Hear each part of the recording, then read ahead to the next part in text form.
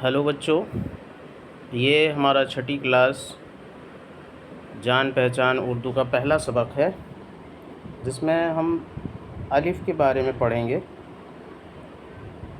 ये होती है अलिफ़, ये सेम आवाज़ निकालती है ए की और आ की।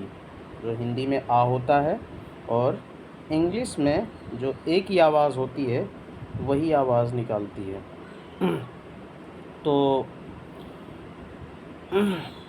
और ये है अलिफ मद, मतलब डबल ए मिलके जो आवाज़ बनेगी या बड़ा आ की जो आवाज़ बनेगी वो होगी अलिफ मद की।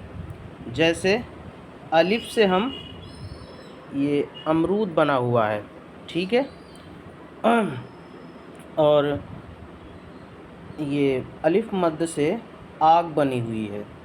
मतलब हम जब पढ़ते हैं तो अलिफ से हम अमरूद लिखेंगे ऐसे, और लेकिन आग हिंदी में लिख के बताते हैं। जैसे हम अमरूद लिखेंगे तो उसमें छोटा आ का इस्तेमाल होता है, ठीक है। ये हो गया अमरूद, और उर्दू में इसी को हम ऐसे लिख देंगे। लेकिन हम जब आग लिखेंगे तो बड़ा आ की ज़रूरत पड़ेगी, तो हम ऐसे लिखते हैं आग, और उर्दू में ऐसे लिखते हैं और ये मद लगा देते हैं। जब मद लगाएंगे तो अलिफ को बड़ा कर देगा। इसमें एक बात समझने वाली बात ये है, ये मद सिर्फ अलिफ के साथ ही लगता है। बाकी लफ्ज़ों के साथ, बाकी हरफों के साथ क्या होता है, हम अलिफ लगा के उसको बड़ा बनाते हैं, लेकिन अलिफ के साथ अलिफ नहीं लगा सकते, इसलिए अलिफ के साथ मद लगाते हैं। बे के साथ अगर हमने बे लिखा तो उसके साथ अलिफ ऐसे लगा देंगे। यही बात मान लो सीन है तो हमने सीन लिखा, लेकिन अगर इसको बड़ा बनाना है तो अलिफ लगा देंगे, लेकिन इसमें मद नहीं लगा सकते। तो ये हमारा पहला सबक है। इसमें जो भी बच्चे देख रहे हैं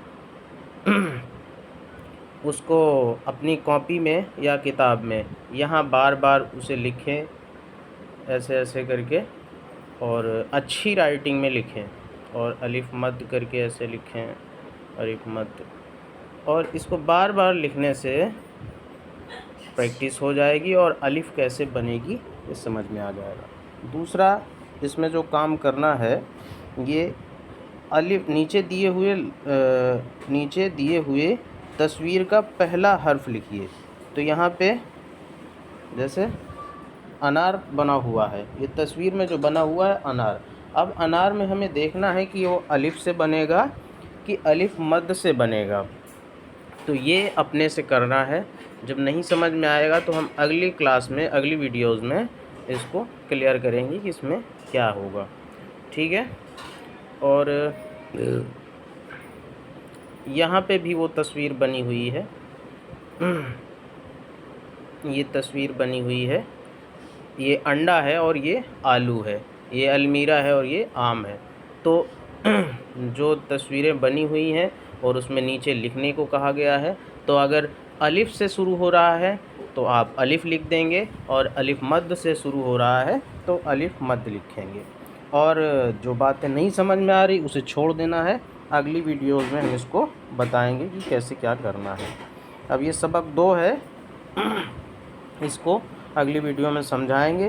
पहले सबक 1 का क्लियर कर देंगे, फिर उसके बाद सबक 2 का पढ़ाएंगे, ठीक है।